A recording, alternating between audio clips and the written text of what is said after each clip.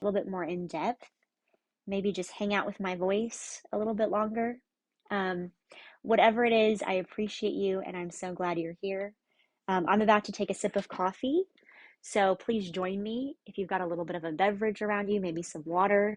Let's stay hydrated as we explore these emotions. So, I first started consciously manifesting from a place of fear, which incidentally is the first emotion on that ladder that I'm talking about. Now, fear is technically considered a negative emotion because it is on the bottom, closer to the bottom of the ladder, the last rung. Now, I refer to things as in this podcast and in the TikTok as being positive or negative in terms of the charge and in terms of how they help your manifesting abilities. But really, at the end of the day, everything is neutral. So your emotions are not going to be positive or negative unless they're making you feel a certain type of way, or unless they're reflecting that you're having a current negative perspective on something versus a positive perspective on something. And that's really all those labels mean. So don't get weirded out about the idea of your emotions being negative or positive. We're just talking about the actual charge. Think of it kind of like on a battery, right? You've got the positive side and the negative one, and things are just moving from one direction to the other. So, like I was saying, fear. Now, for me, when I was feeling the fear and I was really on that on the first step of my journey on the first rung of the ladder, I felt very scared of the future. I at that point started to be scared of my ability to make decisions. I wasn't sure if I could trust myself. And that was what was manifesting. That was what I was projecting, and that was being mirrored back to me. My decisions were untrustworthy because that's how I was treating my 3D. And what I really had to come to terms with was the fact that techniques are not manifesting, that high expectations don't manifest, thinking delusionally, maladaptive daydreaming wasn't manifesting. I was manifesting who I was inside internally. The way that I saw things, the way that I responded to things had to change. And they had to change in an organic way, at least for me. That was my journey. And part of that was setting boundaries, not only on the people around me, because that kind of happened naturally once I started living my life a certain type of way, but I had to set them with myself. I couldn't allow myself to respond to things the way that I always had. When I got triggered, I didn't have to go down that trigger every single time, with vigor and running towards it as if my life depended on it. I really had to learn to kind of sit there and see myself for what was happening and for where I was. And that's what Michael Singer and so many other people refer to as the seat of awareness, where you're just kind of sitting back and you're just observing your feelings as they kind of flash in front of your eyes. And that's where free will comes in, because you can actually really choose in that moment what you want to do. You don't have to stay in fear. Just because something is telling you that you feel fear, that's perfectly fine. There's nothing wrong with that. But you don't have to stay there. You can choose to be somewhere else. So for me, that was really what fear was really learning that fear is normal. Sometimes it's healthy. And that's all I needed to be able to learn, was the difference between those two things, those two moments. And the ability to know that even if I messed up everything, really just went hard at it with a hammer, that it was my choice afterward to fix it. I could fix that whenever I wanted to, and that I could choose to fix it at any moment. And that empowered me. So the next step above that, once I got out of that negative, fearful feedback loop and I was able to kind of go up a rung on that ladder, was anger. And I'm not recommending that anyone be angry, because it's not necessarily a great emotion to feel in your body, at least not for me. But anger at the same time, it is a little bit better than fear because it does motivate you. Suddenly you have a little bit more energy to go out and execute. you can actually make decisions a little bit better. Now, the downside of it is anger leaves you very vulnerable. It leaves you very vulnerable to victim mentality and feeling sorry for yourself. Um, Anger is its own negative feedback loop, right? The anger you get, the more anger you're going to get from other people. You're going to get negative responses from them, right? They're going to start to shut down in their own way. So, for most people, it's not really a rung where they want to spend too much time in or dwell. But that being said, again, like fear, it is the motion itself is neutral and it can be very healthy. Sometimes we have to know what our limits are, and we do have to know that we can express our anger just like we can express our fear without anything bad happening to us. It's, feeling safe in our own skin, feeling safe with our feelings. So once you have anger and you are mad, and in my case, I was very upset at myself. It started out with me being scared, with me being upset with everyone else. And then I realized that I was mad at everyone else because I was projecting. The person that I was really mad at was myself because I had allowed myself to get to this point. And I felt a lot of anger at wasted time, wasted potential, wasted opportunities. Um, and I was really hard on myself.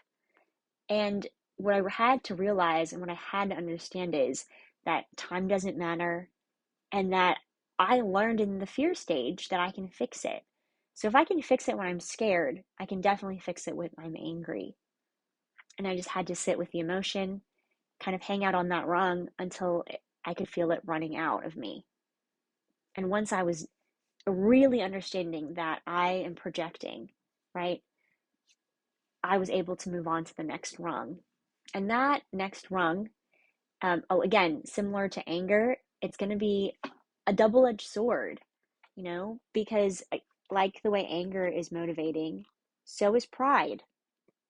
You know, Pride can be very useful sometimes for a lot of people. It Pride in our appearance, pride in our skills and our accomplishments, they can make us feel strong and invulnerable to criticism. We could suddenly feel a surge in our self-concept because we feel like, hey, I have a reason to be proud of myself. And that is definitely a step up from being scared and being victimized. But unfortunately, pride leaves you vulnerable, and this is where the double-edged sword part comes in. It leaves you vulnerable to a form of validation seeking. It leaves you vulnerable to kind of trying to impress or force kind of your opinions on other people without really understanding the balance of a relationship. And pride, it can have its own negative feedback loop where suddenly you're just chasing validation, you're chasing approval. And while at first it does seem helpful, that can actually trap you the same way that anger does. And for me, my pride came in the form when I actually started manifesting and I was getting really good at it and I was achieving success and I was getting, you know, I was getting a lot of moderate successes. I had to sit with it and I had to understand that pride is meant to be let go as well because pride in your accomplishments is a wonderful thing and it's not bad. But ultimately, I deserve and I believe that I can be and do and have whatever I want, not because of something I did or because of something I was even necessarily, you know, able to pull off or able to manifest, but because I just innately am deserving, as are all of us. We don't deserve something because of something or for something. We deserve things because we're us. We have everything within us because we're us. We create because we are creators. It's just who we are. We're naturally all amazing manifestors. This isn't an ability that's exclusive to anyone, not to me, not to you, not to anybody else. We are all in this together. And trying to build up a boundary that's created off something superficial, like having something that someone else doesn't have or doing something that someone else hasn't done, while it can help you fulfill things, it doesn't really help your state, right? Because what happens when you can't get something that you want? Or what happens the moment when you're a little bit less successful than you think you should be? Does that mean you don't deserve anything? Does that mean you have to work harder and constantly seek validation elsewhere or from the person or the thing that you feel like you're not getting it from and push back harder? Does that mean that if you give someone something and they don't give that back to you, it was a waste? And of course, for me, the answer was no. And that's when I realized I need to let go of my pride. I need to let go of this fear that I have of being vulnerable, of admitting when I make mistakes, of admitting when I need help, of admitting my own imperfections. And that, no matter what I accomplish, is going to be the biggest flex, right? The ability to let go. And so, once you can get past your pride and you can actually be vulnerable, we go to the next rung. And this is going to be the first of the more positive charged rungs on that ladder, and that's courage. Because when you first wrap your idea around the fact that you're letting go of your pride and your hurt and your fear and your anger, that in and of itself, that decision to do that is very courageous. The fact that some of you guys, and I know sometimes it's hard to believe me when I say this because you're listening to this and you're asking yourself, or excuse me, you're saying to yourself, I'm not a brave person. What is she talking about? Well, yes, you are, because you're using your imagination to envision a better future for yourself, a different reality that you want to live in. The fact that you have enough self awareness to know that you want things to change, that they're not working for you, that is a very courageous step. Some people never choose to cross that bridge or to start climbing this ladder at all. So please understand that, and please be very kind to yourself as you start climbing this ladder. If you need to take a load off and just sit on that rung, if you need to slide back down a little bit before you start climbing, that's okay, because you are already in the awareness that you are on the ladder and that you are working through it. So be kind to yourself and be easy, because that's what courage is about. I once heard someone say that courage isn't about knowing exactly when something is going to get played out so that you only have to be courageous until a certain point. Courage is about doing it anyway, right? Courage is about, I could get it 5 minutes from now, I could get it 2 weeks from now, but I have the courage to stand by my decision, to trust myself enough to know that I can choose for myself in the moment. That if something pops up and I don't like it, I can stand up for myself. That if something pops up and I like it better, I can choose that for myself because I've let go of the fear. I know that if I need help now, I can ask for it because I've let go of my pride. I no longer am mad at myself for old regrets because I let go of my anger. And that's what courage is all about, right? It's about accepting yourself, right? Starting the process of accepting yourself, of not being scared of the world anymore. And it's a positive because when you have courage, you can start to see the possibility of the world. You can start to be excited about decisions again. You can start to actually look forward to things popping up into your 3D.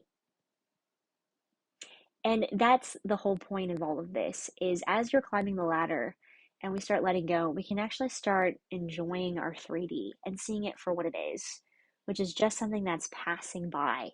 Like our feelings, like our thoughts, 10 minutes ago won't exist. The only reason why anything from 10 minutes ago exists now is because we keep pulling it into our reality, because we keep thinking about it, we keep focusing on it, right? So courage is just this awesome place where it's almost like we're just born horses, right? We've got like those little skinny legs and we're just kind of learning how to walk and we're enjoying our first steps, those first breaths of life on this ladder. We're enjoying some of those positive feelings and we're starting to feel really, really great. So I hope you guys enjoyed this. This is going to be the first part of the Emotional Ladder podcast. There will be a part two.